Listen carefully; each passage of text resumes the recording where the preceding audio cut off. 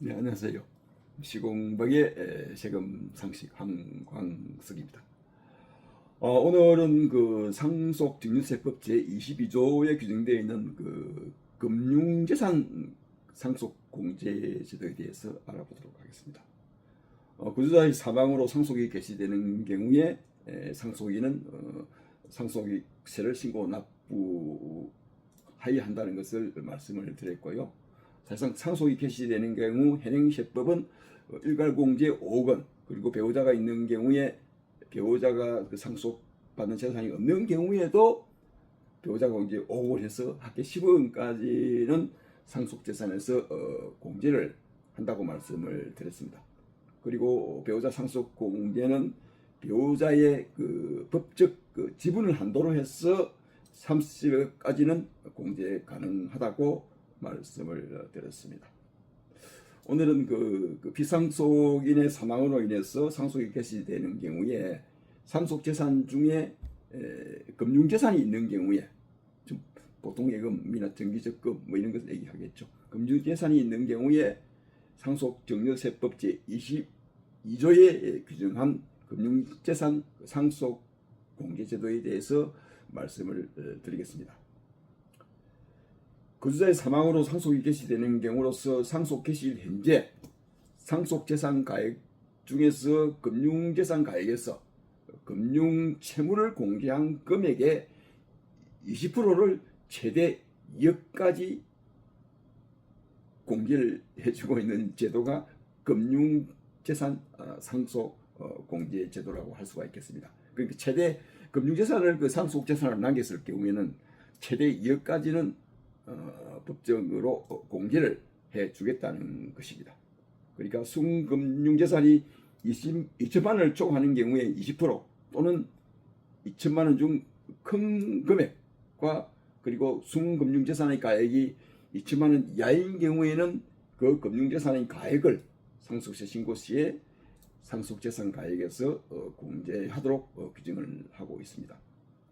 이러한 그 금융재산 가액을 공개하는 이유는 시가를 가장 현실적으로 반영하여 투명한 과세가 이루어지는 만큼 사실상 이 금융재산 상속재산의 공제함으로 인해 가지고 과세의 어떤 형평성을 기하는데 그 목적이 있다고 할 수가 있겠습니다.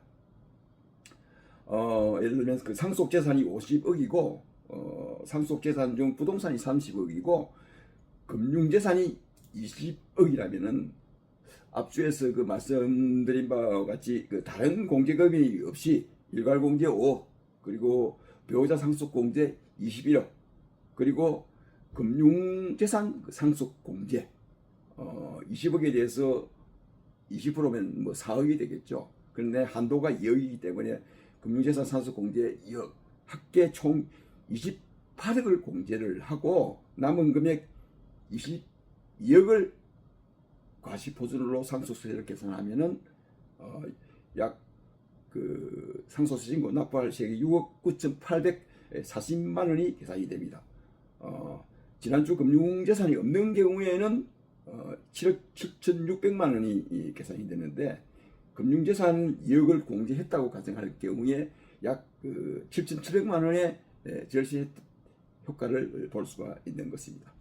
다시 한번 그 말씀드리면은 금융재산 상속공제제도는 그 상속재산의 그 투명성에 대한 보상으로서 그 시가가 높은 그 부동산을 보유하다가 사망한 것보다는 금융기관에서 확인되는 금융재산을 남기는 것이 상속인에게는 상속세를 절세할 수 있는 하나의 수단이라고 보면 좋겠습니다.